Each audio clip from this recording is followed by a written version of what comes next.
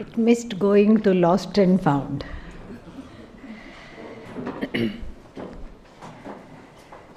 Om Shruti Smriti Purananam Alayam Karunalayam Namami Bhagavat Padam Shankaram Loka Shankaram Shankaram Shankaracharyam Keshavam Badarayanam Sutra Bhashya Kritau Vande Bhagavantau Punah Punah Ishvaro Gururatmeti Murti Bheda Vibhagine Vyomavad Dehaya Dakshinamurtaye Namaha.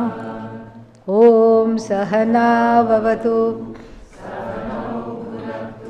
Sahaviryam Karavavahai Tejasvinavadhitamastu ma vidvishavahai. Om Shanti Shanti Shanti.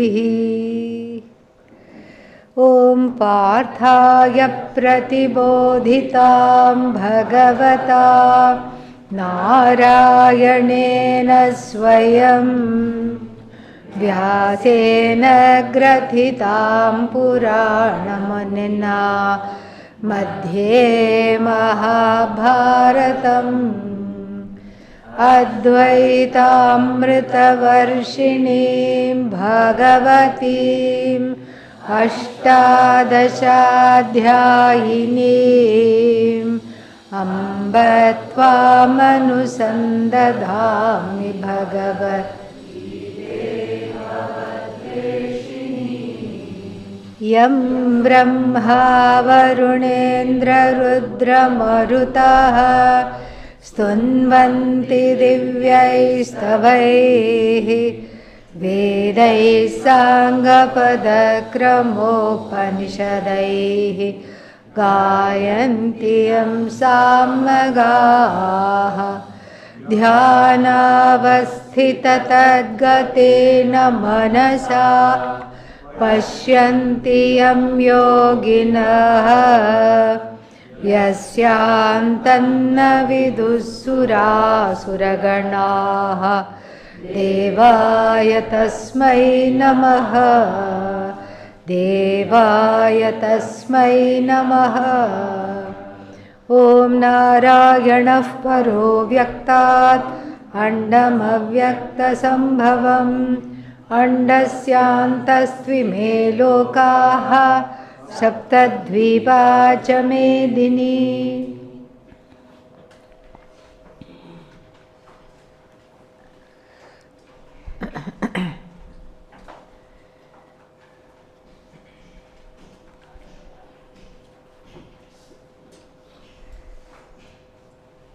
This is the third verse, Bhashya to the third verse.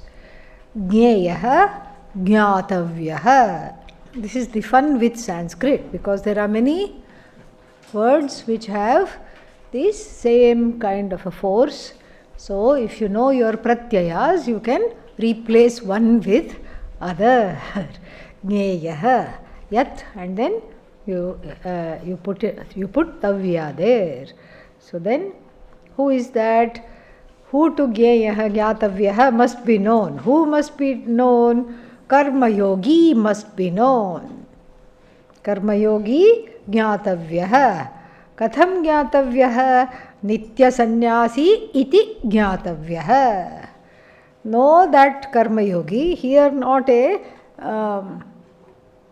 lazy karma yogi, but the karma yogi to the letter, the one who has followed and who has matured in karma yoga, she or he is being pointed out.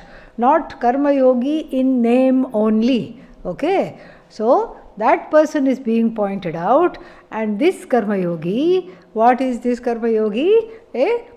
Who has paripakvata, maturity, who is ripe to be plucked from the samsara tree and put in front of Lord Dakshinamurti. That kind of a karma yogi who has adhikaritvam. Due to having followed karma yoga, who has, what is following karma yoga? See Ishvara as everything everywhere, see Ishvara as the doer, and then transpose your doership from yourself to Ishvara, and then see Ishvara as the karma phala data and giver of the fruits of action. Accept what comes happily and without complaint, cheerfully, and also see Ishvara as dharma and following the one who is dharmic. This is the karma yogi. Just a little quick brush up of what karma yoga is. So this karma yogi is as good as a forever sannyasi, as a born sannyasi. And then why? Yaha na dveshti kinchit na kankshati. Na dveshti does not have dvesha towards anything. Na kankshati does not have raga towards anything. What is this anything? Lord Krishna does not specify. Kinchit, Adi Shankara says, and then he says, Dukha sukhe. Sukha dukhe. So, what is dukkha? Challenging situations, dukkha. Sukha, situations that are promising, that give happiness. So, sukha dukkha doesn't mean with regard to happiness and sorrow, but it is to be read as that those conditions which give rise to happiness and which give rise to sorrow. Dukkha sukhe. Dukkha sukhe, which case? No. Not even fourth case. Not even seventh case. Second case, dual. Because dukkham cha, sukham cha, dukkha sukhe. Adi Shankara is testing us. Usually what it is? Sukha dukkhe same kritva. So then if I had said what case is sukha dukkhe, everybody would have said dual, because the samasa is obvious there, the compound. Dukkham cha, sukham cha, dukkha sukhe. Dual. Dukkha and sukha, dukkha sukhe in a compound. So, second case, dual. So, sukha dukkhe. So, with regard to this, what is there? So, dukkha sukhe. So, dukkha sukhe and dukkha sukhe tat sadhane cha. Tat sadhane means hetu. What is the cause of this dukkha and sukha? With reference to that also, where here also, what is this person doing? Has no dvesha, has no raga. Sadhana means the karma phala that caused the dukkha and caused the sukha. Sadhana here should be taken as hetu. Again sadhane, not seven case, but dual to match dukkha and sukha. Okay, so then dukkha sukhe tat sadhane cha. So dukkha and sukha are the outpourings of one's reactions or responses to comfortable, uncomfortable and comfortable situations respectively. Correct? So dukkha is not a thing in itself. Dukkha is my response to a thing, and that thing is called the sadhana here. What becomes the sadhana for dukkha? What becomes the sadhana? Papa becomes the sadhana for dukkha. Punya becomes the sadhana for sukha. So happiness comes from punya only. If you are enjoying a life, and that is because of some good karma in the past that is fructifying right now. If you are having a miserable time, that is also some bad karma from the past that is fructifying right now. Same thing with sickness, all these things. The karmas are constantly unfolding. So, faced with that, so this is na dveshti na kankshati. So, dukkha sukhe, and then, so the dukkha and the sukha are not the topics for raga dvesha, because the raga dvesha have been cut asunder from the connection between dukkha, sukha, raga, dvesha have been cut. There is no connection there in the heart of the karma yogi. So that sadhanecha. Okay, there we have to put a comma because the next is the next line, the next thought. Evam vidhaha yaha karmani vartamanaha, being in karma. With this kind of an attitude, evam vidhaha, in this manner, with this attitude, the one who stays in engaged in action, apisa Nitya Sannyasi iti gyatavyaha. Please know that person as Nitya Sannyasi. And we have already seen what is Nitya Sannyasi, because the sannyasa is not dependent on somebody giving me orange clothes. Sannyasa is not dependent on Mahashivaratri, Guru Purnima and other such holy dates.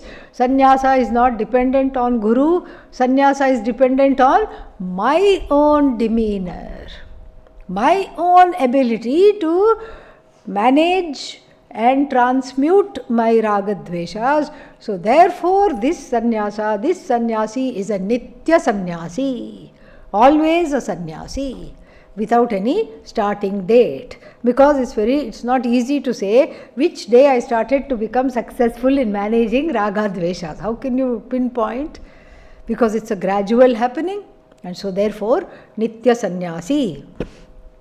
And then the next part he takes, nirdvandvaha, dvandva varjitaha, free of being wedded to notional opposites. The whole world is full of opposites.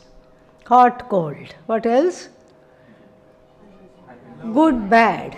Yeah, good, bad, hot, cold, happy, sad. What else? Pain, pleasure, and like this. So many opposites are there. Dharma, adharma, all these things. And so these opposites make one go crazy because one naturally takes sides. These opposites, I am not saying are notional. The opposites are there in the world. If you go to the Sahara desert and say it's not hot, hot is a notion, that's not what we are talking about. Or if you go to the Arctic and say I don't need a sweater because cold is a notion, that is not what we are talking about. Opposites are there in the universe. The universe is nothing but a necklace strung with oppositional beads. Everything is opposed to one another, and this opposites is what makes the world go around. Full of opposites. Here an opposite, there an opposite, everywhere opposite. For this old Mac Jiva, this is what it is. Full of opposites, but the ability to not get stuck in one of the two is also that ability which already one is naturally given by Bhagavan based on one's own free will. And until one overrides these opposites, then one will be stuck in samsara. Samsara is nothing but a series of unending opposites. And what happens? As a result, I take sides. This one is good, that one is bad. This is all right, that one is terrible. This person is good, that person is bad. And the more I take sides in the opposites, the more I regress into a subjectivity. This is not objective, this is very much subjective. Because the good and bad, good is what? What is good? What is bad? For the person who has stomach ache, chocolate cake is just ache without a C. Okay? Yeah. Chocolate cake is bad. For the person who has no stomach ache and is enjoying a nice birthday, cake is very good. So this is all subjective. Rain is bad. If you are going on a hike, rain is bad. If you are a farmer used to sowing your crops, sowing the seeds today you are planning, then what happens to the rain? Same rain, fantastic rain. And so, therefore, the wise person becomes nirdvandvaha. How do you become nirdvandvaha? Nitya sattvasthaha. Niryoga kshemaha. Like this, in the second chapter, the trick is given to being nirdvandva. And so this is how to transcend the gunas. The gunas is what keeps you in the opposites. The three gunas keep one in this oppositional life. This is good, this is bad, that person is good, this person is bad. So everything I put in categories. I make a line in the middle, and some things go here, some things go there. Constantly, it's exhausting. But there is a vista point away from that, and that is where we need to get to. And this person who is a ripened karma yogi, whose emotions have grown up, is a person who has given up the dvandvas. Yes, dvandva is life, but you have to give them up. And anybody who is married will tell you that. You have to give up dvandva. What is the married person's dvandva? Other person. The person that one is married to, there is dvandva there. And then supposing you have children, and then one child says this like this, the other child says like that, something or the other. And then we can't, as a parent, one cannot take sides. This child is better, that child is terrible. You can't do that. You are parents to all of them. And so there is a certain maturity that happens leading the family life. Same thing, you cannot say, my parents, my brothers, my sisters are my people, my peeps are wonderful. And the in-laws, well, they are outlaws. You cannot say that. You cannot have that attitude, especially in an Indian marriage, because you don't marry one person. You marry the entire extended family of at least 30 people. So you're getting married to 30 egos. Really, it's not just for the woman, for the man also. For the man also.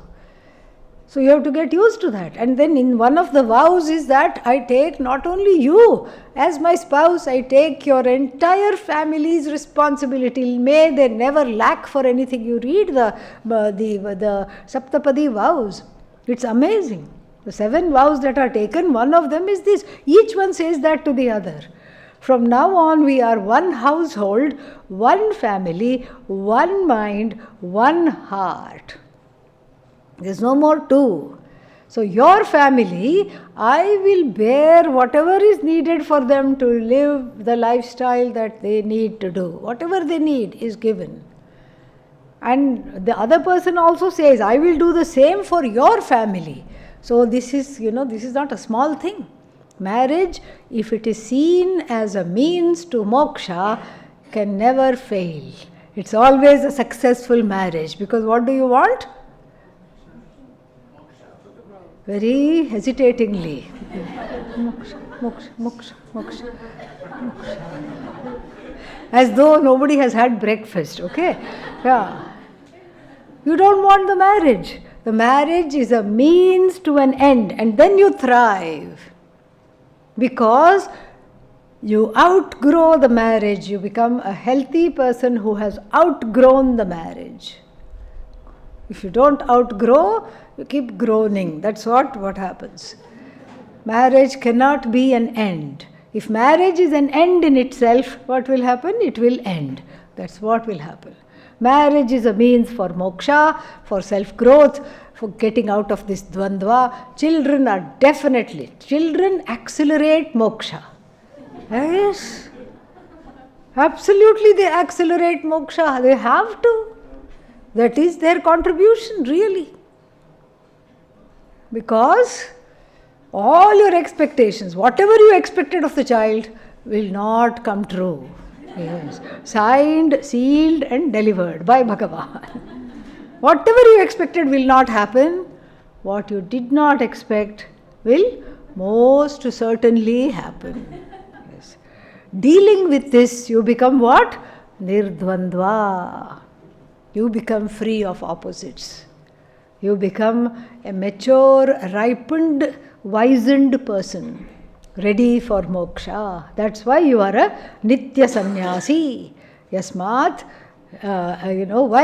why should you become nirdvandva? Because, hey Mahabaho, O mighty armed one, who you should now learn to be mighty armed towards the ragadveshas. That's why I'm calling you mighty armed.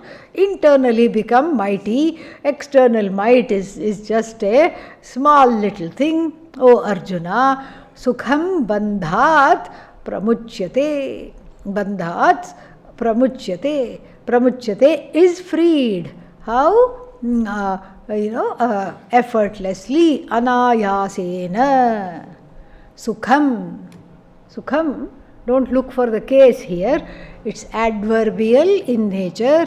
So, it is indeclinable. So, here indeclinable form is used. Sukham pramuchyate. Katham pramuchyate? Sukham pramuchyate. Easily, effortlessly, the person is freed. Okay. Now, so this is the third verse. Introducing the fourth verse, there is a Sangati Bhashya, and the Sangatis are also of many, many kinds. One kind of Sangati we have seen very easily, like verses 2 and 3. What is the Sangati there? Read that. Kasvat iti aha. How? Why? That is the Sangati. That is what is called Akanksha Sangati. Akanksha Sangati means a connective phrase in the Bhashya or a connective sentence or sentences which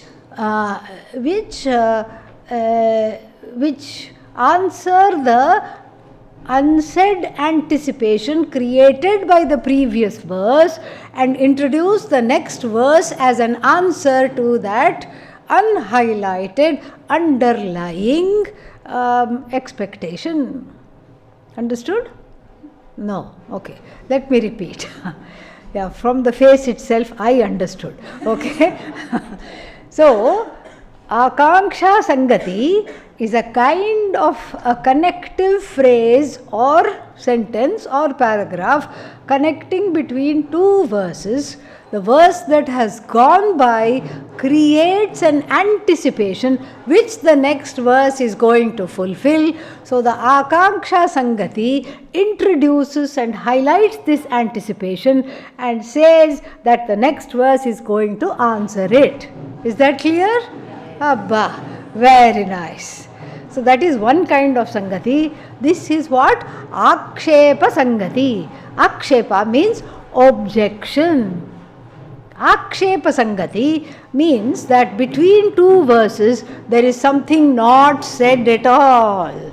There is a glaring objection where the Purva Pakshi is sleeping. You wake up the Purva Pakshi is not available to ask a question. And so, but the question is there, and then so therefore the dexterous Bhashyakara, the most adept Adi Shankara, what does he do? He himself raises the question as a connective phrase where the answer to that question raised by verse number 4 is answered in verse number 5, but without that question we will not be able to make sense of it. So he raises the objection and answers it also. This is called Akshepa Sangati. Do you understand Akshepa Sangati? Okay.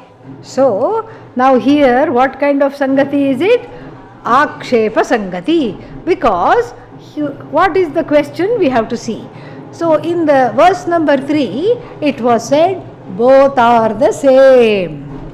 Even though the Karma Yogi is not what? A sannyasi. Know the Karma Yogi to be what? Nitya Sannyasi. Aha.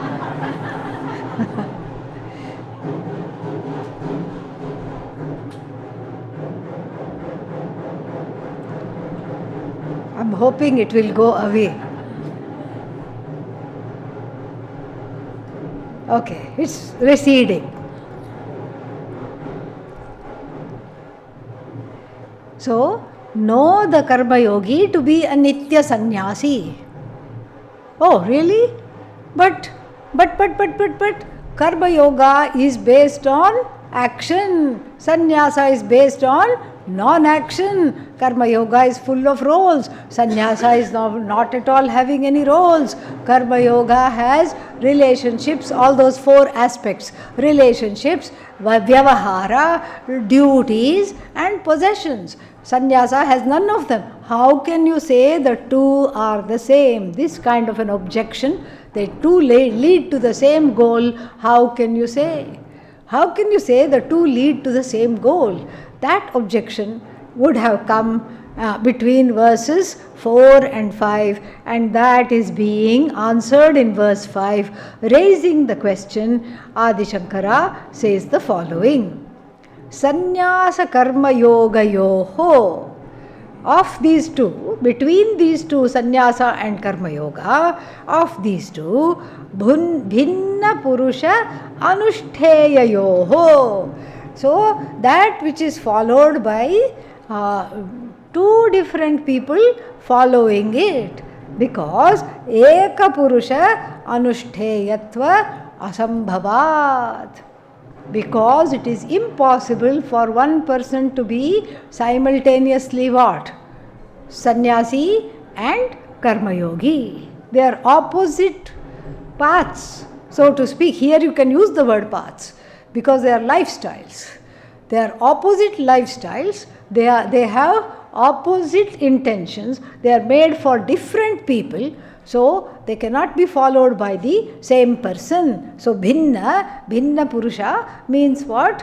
Different people, separate people. Anushtheya means that which is to be performed. Anushtheya. Then anushtheya yoho, of this which is to be performed by 2 different people, viruddha phale api. Viruddhayoho. Mutually opposed to one another. Bhinna phalakayoho, leading to different results. This is what some people think. What does karma yoga do? Keep you in samsara. What does sannyasashrama do? Take you out of samsara. This is not Adi Shankara's mata. This is not Bhagavan Krishna's mata. Whose mata is it? Masses. The mata of the regular people who don't know anything. They will say, look, this is opposite, because they are wedded to opposites. They are not dvandvatita, they are in dvandva. So what will they say? Oh, this gives rise to this, that gives rise to that. Oh my God, how can karma yoga and sannyasa be the same? This is the question. So, viruddhayoho, of these 2, which are to be performed by different people, which are they? Sannyasa and karma yoga, which also lead to different results. Phale api viruddhaha, which lead to different results. Yuktah natu ubhayoho nishreyasakaratvam eva iti prapte idam uchyate. This is a classic example of akshepa sangati. Classic example. And so this is the classic example of akshepa sangati. So what does he say?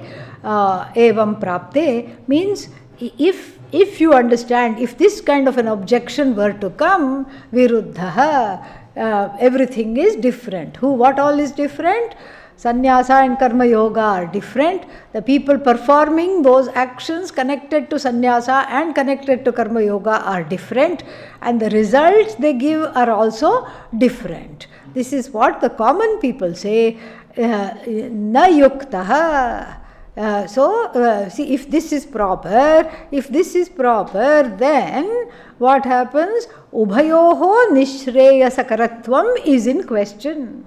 How can both of them lead to moksha? That is in question. Iti prapte, in such a situation, the following is said. Okay, this is a very important verse. In fact, Ashtavakra Gita, not the verse that's coming, but the verse that just went, 300 odd verses of Ashtavakra Gita is all about this only. Janaka Ashtavakra dialogue, Janaka defeats him in every term, in every way, not defeats but is on a par with him, and showing that even a grahastha can get moksha. And then, so understand this. Ubhayoho nishreyasakaratvam nishreyasakaratvam na yuktaha iti prapte. So it is not correct to say, not proper, na yuktaha. What is not proper? Ubhayoho, of the two, the nishreyasakaratvam, of the two equally producing moksha. Iti prapte, this objection having come up, idam uchyate. So the fourth verse is an answer to the objections that people might have to the third verse. Sankhya yogau prithak balaha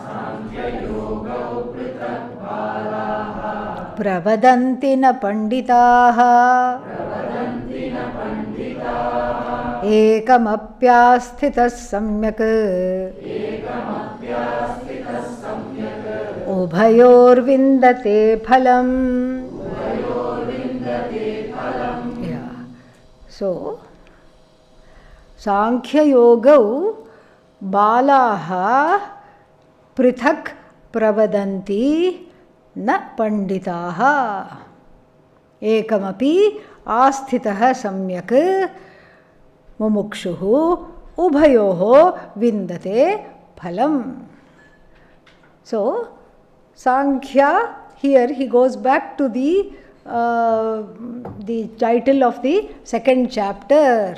And what was the title of the second chapter? Sankhya Yoga. Sankhya. Samyak khyayate. That's all. It is not Sankhya as in philosophy of Sankhya. Sankhya was seen as a, what is that called? Synonym for sannyasa. So Sankhya and Karma Yoga.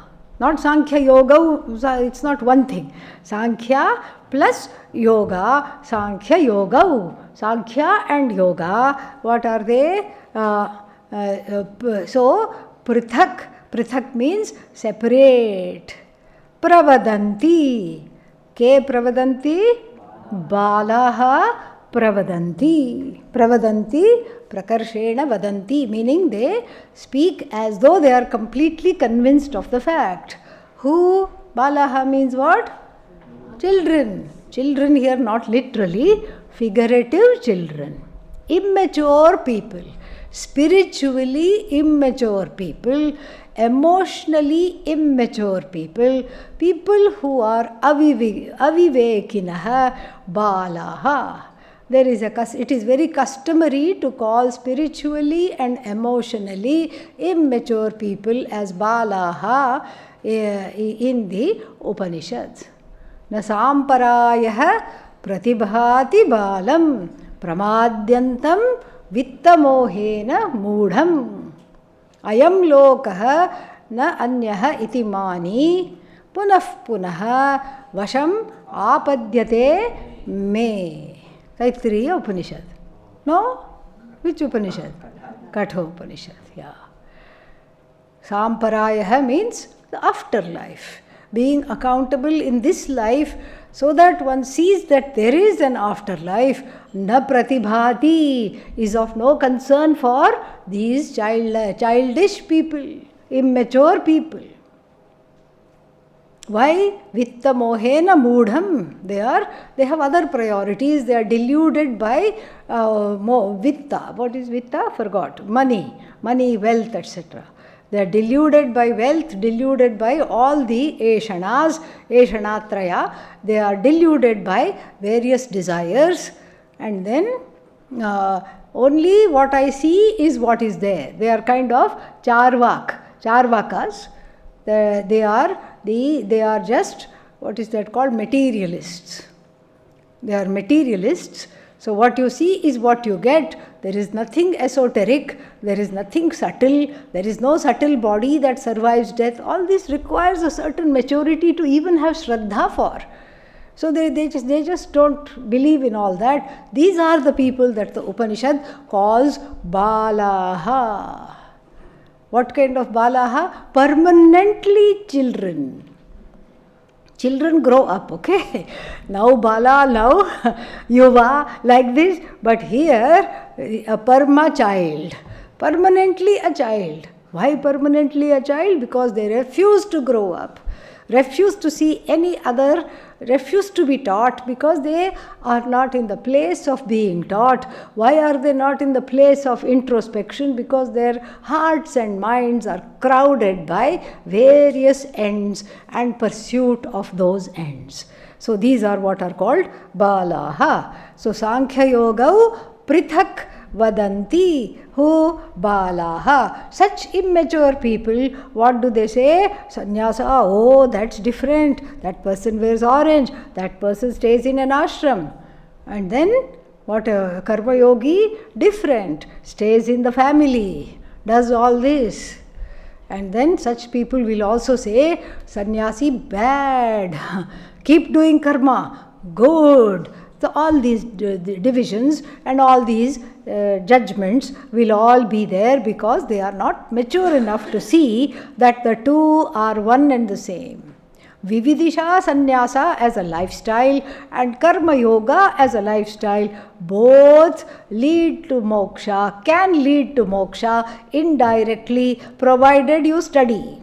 Doesn't matter if you are sannyasi and you have the best shade of orange. Doesn't matter if you are a karma yogi. If you are studying, moksha will be gained because moksha is not dependent on lifestyle. What is it dependent on? Atma jnanam pursuit. Natu panditaha. Panditas don't say that. Who are the panditas? Jnaninaha. Atma jnaninaha navadanti. The jnani knows that the lifestyle does not matter. And then this is a very beautiful next line. Ekamapi asthitaha. So Purushaha, the person, the ekamapi asthitaha. Samyak. So the person who is asthitaha means has the staying power. Stha to stay. Asamantat sthitaha. Because karma yoga gets boring after a while. Because the raga dveshas come out to play. And so one says, what is this? All the time karma yoga, same thing. And then everything that is there is my karma. I have to say prasada buddhi. I'm sick of prasada buddhi. Prasada, prasada, prasada, prasada, prasada. What is this? I don't want this prasada buddhi. And then what is this? It's teaching me to be passive. This is another thing people don't understand. Karma yoga is nothing about, there is no passivity. It is full of dynamism, I tell you. It takes a very strong heart, a person with a very strong heart to choose to be a karma yogi, because that revolutionizes one's vision, provided one has the staying power. So marriage number 1 did not work. Marriage number 2, what happened to that? Everybody is silent. Did not work. Marriage number 3 did not work. Marriage number 4 will not work. Okay, this should be the conclusion. 3 times you try, no problem. No problem. Even 4 times you try. Marriage number 5 will not work. Why? The other 4 did not work. You have to see the Purva and Apara connection. What comes before, what comes after the cause and whatever it may be. Oh, but for the neighbor it's working. They're always they're always together in what they do. They don't seem to have a disagreement. That's wonderful for them. For you, it does not work. Yes. All that you need is either Rahu or Ketu sitting in the 7th house. Khatam. Yeah. Go look at your horoscope, throw it in the Ganga, join an ashram. That's the only thing. That's the only option, really. That's why the horoscope is useful in some ways. And even though Rahu, Ketu are not sitting in the 7th house, they are aspecting the 7th house, then also finished. Yeah. Mangala, another malefic, okay? Sitting in the 7th house or aspecting the 7th house. 7th house is a house of relationships. Basic relationship here is marriage. Here, primary relationship. And then Mars, the red planet, tells you, go to an ashram. That is how it is. Or 4 or 5 planets sitting in the 8th house. That is also like, Ketu, Jupiter, all of them sitting in the 8th house. It's a kind of a sannyasa yoga. Definitely. Jupiter, Ketu in the 8th house. And then don't bother putting your name and creds in shadi.com. Okay? It's a waste of money. Alright. And then what else? Lot of planets sitting in the 12th house. There also marriage will not work. Nothing else also will work other than Atma Jnanam. Okay? So like this, we have to be able, without blaming the planets, without blaming ourselves, without sort of wringing the hands about karma all the time. Why do I have such bad karma? I take it with a certain cheer. Maybe for somebody else, this is not for me. Why? I have tried. It's not working. Let me try something that actually works. Let me try something that actually works. See, if we were to do a horoscope analysis of everybody present here, all the things will be there. The ingredients will be there. And then if you show it not to a spiritual astrologer, you show the horoscope to a regular astrologer, the regular astrologer will say, 3 months some difficulty is there. बाद में ठीक हो जाएगा. After a while it will resolve. For 3 months you are going to have a hard time. Hard time means you are away from home and you can't decide what you are going to eat. It is decided for you. All these things are there. Yeah. And buying one rice cooker doesn't quite cut it, I know everything. Yeah. So, and then if you are a 3-year course student, and then you show the horoscope to astrologer, they say, some terrible dasha is going on. After 3 years you will be okay.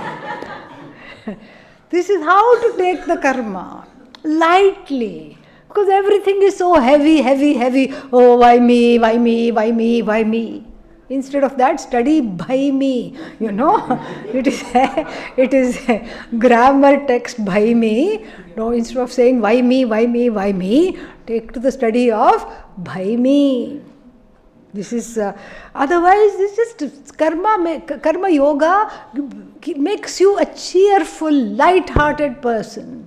Because you are able to laugh at your karma phala. You are able to say, God only knows what I did. OMG.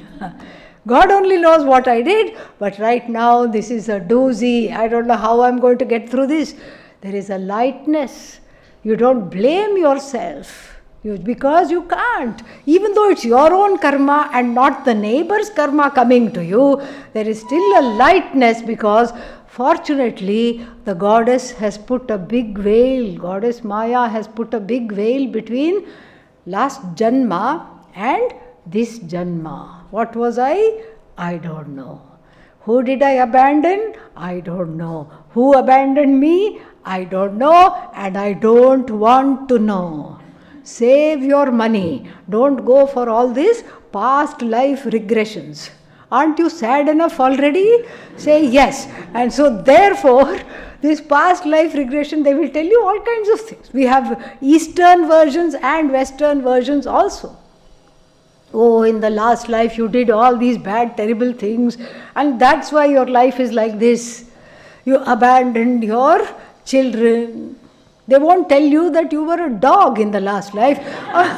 Of course, after 8 weeks, you will abandon your puppies and send them on a roll. Okay, please go. They won't tell you that part. You will say, they are not even probably able to see that part. They will say you abandoned your children. Ayyo, how could I have been such a bad dad, such a bad mom? And then already here, there is already kimaham sadhu na karavam. Why didn't I do the right thing? Why did I do the wrong thing? Why me? All this is there. And then you add past life karma also. Then you don't feel like getting out of bed, I tell you. You feel like spending the whole day in bed, not because you are luxuriating, because you are crying yourself. You are crying in bed.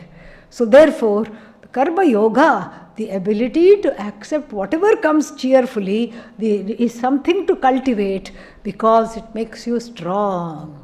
It makes you like a rock. You are your own rock and you become a rock for everybody else. And then, what is the... So, this is the asthitihi. Asthitihi means not leaving. You know, you leave the job. Whatever you can leave, please leave. I'm not saying that the Veda says you be in the same abusive situation. You are in an abusive relationship, be in an abusive friendship, abusive partnership, abusive work relationship, abusive husband, wife, whatever, married relationship. Do not do that. That is foolishness. That is not to be done. If there is harm, if it's an abusive relationship, please get out. That's not what we are talking about. We are talking of those numerous situations where you cannot get out, where it is not in your hands to get out. We see the patterns there and say, I am okay with this. I am okay with this. Like this construction noise. Yeah. It will be there in this 3-month course. It was there in the earlier 3-month course. It will be there in the next 3-month course. You're okay with it. That's all it is. You have to get okay with it because this construction is not stopping. It's not even taking the time to even think when to stop. And so we learn to live with it.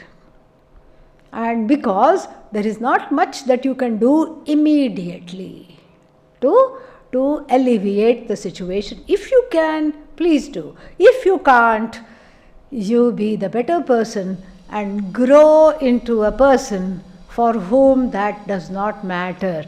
That is called asthitihi. And you know, this is how it is with so many percentage of people. Arranged marriages, especially in ancient India, they didn't even see each other. They were just brought together and then they were married off. And you ask the grandma and grandpa, you ask them, when did you fall in love with grandma? Grandpa will say, I still don't like her. Yeah. What do you mean, when did I fall in love? But they are coexisting with respect, with even a certain kind of a affection. Maybe not love, maybe not, they are not crazy about each other, they never were. But they are coexisting successfully. That is the essence of the Hindu marriage because it is based on the Veda. You coexist and you outgrow the need for the marriage. You outgrow the need for the children. You outgrow all the props. And that naturally takes you to Atmajnanam. Because the propless person is the ideal student. So if you are a karma yogi, follow that diligently. Do that with the complete faith, astha in your heart. And then if you are a vividisha sannyasi, taking to a life of sannyasa for the sake of Atmajnanam, follow that also diligently. Don't say, oh, in the 3rd verse it said, both of them lead to the same goal. Now let me stop becoming a sannyasi. Let me give sannyasa to sannyasa. And then what? And then come back and lead the life of a karma yogi. No. Wherever Bhagavan has placed you, wherever you are placed, be okay with that. Karma yoga or sannyasa doesn't matter. Follow that diligently. Even if you follow one diligently, you get the fruit of both. That is the idea. So, Bhashya here. Sankhya yoga ubhayoho vindate phalam. You get the fruits of both karma yoga and sannyasa. Sankhya yoga prithak viruddha bhinna phalakau. Bhinna phalau. So viruddha phalau, bhinna phalau cha. So viruddha bhinna phalau. What? Sankhya, Sannyasa and Karma Yoga. What kind of sannyasa? Vividisha, Sannyasa and Karma Yoga give two different kinds of phalas. Bhinna phalakau or phalau or Viruddha phalakau. Viruddha phalakau means opposite results and different results. Who says Balaha pravadanti natu panditaha. Immature people, spiritually illiterate people, spiritually immature people, emotionally challenged people say that Sankhya and Yoga are producing opposite and different results, not the wise people. Pandita tu jnaninaha. What kind of jnani? Atma jnaninaha. Panditas are wise. They know themselves and they have gone through both Karma Yoga and Sannyasa, and they say Ekam phalam aviruddham icchanti. They say icchanti doesn't mean desire, they speak, they think. What do they think? In their mata, in their opinion, what do they say? Ekam phalam and aviruddham phalam. What do the Balaha say? Bhinna phalau, Viruddha phalau. And what does the Jnani say? Not bhinna, ekam phalam and then aviruddham phalam. So, completely opposite they say. One and the same result and an uncontradictory result. Aviruddham means no contradiction. So, katham.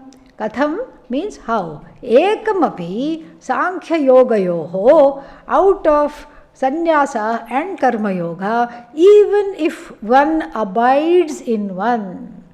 Samyak asthitaha, if one abides properly. How? Samyak anushtitavan. Anushtitavan means the one who has performed the roles connected to Karma Yoga and the duties connected to Karma Yoga and is performing the ashrama of the sannyasa also properly. So, how this ubhayoho vindate phalam. So, katham means how does one who is applied themselves properly to either of the two paths get the fruits of both? Answer is given. Ubhayoho tadeva hi nishreyasam phalam ataha na phale virodhah asti. Phale na virodhah asti. Ubhayoho tadeva hi nishreyasam phalam. Why is there? How do they get the fruits of both? What is the goal of both? Moksha. Is moksha different for Karma Yogi? Is there a Karma Yogi moksha and a Jnana Yogi moksha? No. Same moksha. Since the fruit is the same and then the two lifestyles are said to give the same fruit, there is absolutely no contradiction. Therefore, it is not opposed and it is not bhinna because it is ekam phalam nishreyasakaram. There is one phala, one moksha, not two mokshas, one moksha and then not opposed to either. And there is no phala bheda, there is no phala virodha. Now we have who? Nanu. Nanu. Sannyasa karma yoga shabdena prastutya sankhya yogayoho phala ekatvam katham iha aprakritam braviti. Okay, so now suddenly this Purva Pakshi has forgotten chapter 2. We have to see who the Purva Pakshi is. Who is the Purva Pakshi? Forgotten the word Sankhya. Alright, and so Purva Pakshi says, I thought we were talking of Karma Yoga and Vividisha Sannyasa. Now, Bhagavan, what does he say in verse number 4? Sankhya Yogau Prithak Balaha iti Pravadanti, etc. He says, he brings in the word what? Sankhya. And so, How can this be the same thing? This is Purva Pakshi's question. Let us see. So, Sannyasa Karma Yoga Shabdena Prastutya. Prastutya means having presented. Having presented. Presented what? The subject matter using the words sannyasa and using the words karma yoga. Is that clear?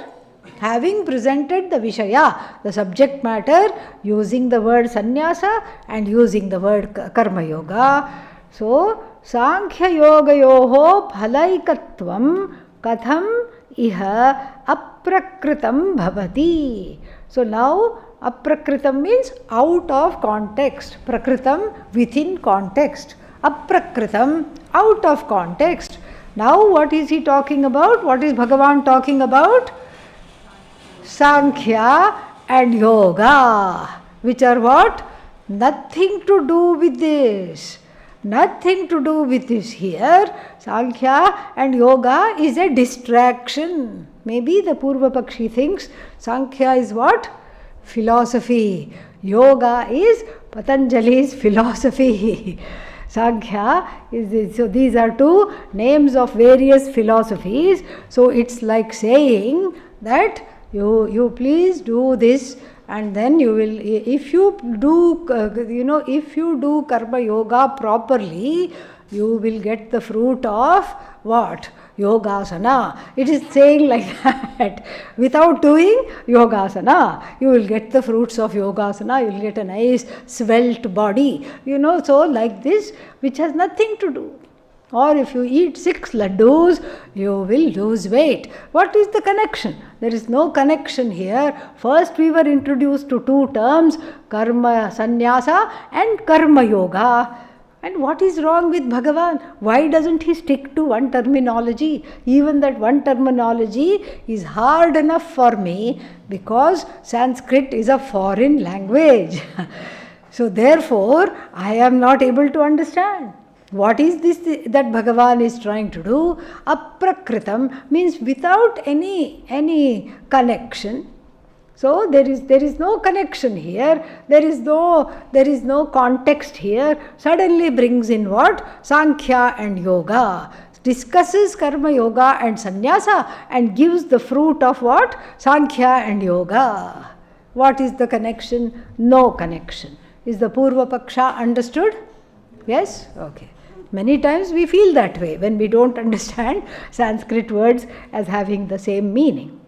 So then Adi Shankara responds, Samadhanam. What is that?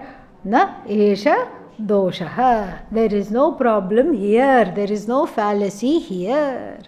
Yadyapi, although Arjunena sannyasam karma yogam cha kevalam abhipretya prashnaha kritaha.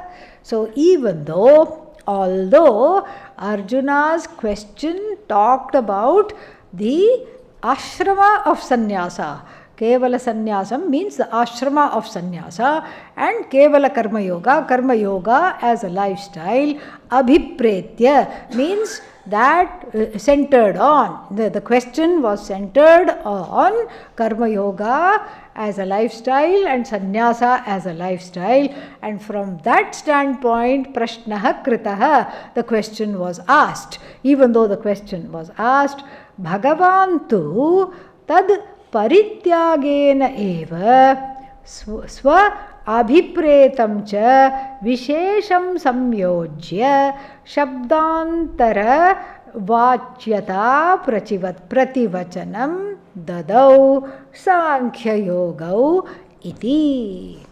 Okay, Bhagavan tu, however, what did Bhagavan do? Tat aparityagena. Tat means what? Vishaya, the subject matter. Parityaga means what? Giving up. Aparityaga means what? Not giving up. Not giving up the subject matter, not digressing from the subject matter. What does Bhagavan do? Bhagavan parityagena swa abhipretam cha samyojya, vishesham samyojya, adding a little special masala of his own. Where is the word masala? It's not there, okay? Adding vishesha. Vishesha is the word for masala. Something special of his own. Adding a little bit of a seasoning of his own, Bhagavan presents the same subject matter without giving up the subject matter in new terms. He is going to say, so, Swa Abhipretam. Swa Abhipretam means from his own standpoint. Swa, one's own standpoint, Abhipretam, from his own understanding, Vishesham Samyojya. So, adding some special things of his own, Shabdantara Vachyataya, in the form of different words. Shabdantara, Shabdantara means other words. Shabdantara Vachyata, Vachyataya. So, Shabdantara Vachyataya means in the form, third case, which is Itham Bhute, in the form of different words deployed to show the same subject matter, in the form of different phrases and words, adding his own little something to this understanding, presents the same subject matter while deploying in the form of deploying different words. So, Shabdantara Vachyataya Prativachanam Dadau. The Prativachanam means the response, the reply was given.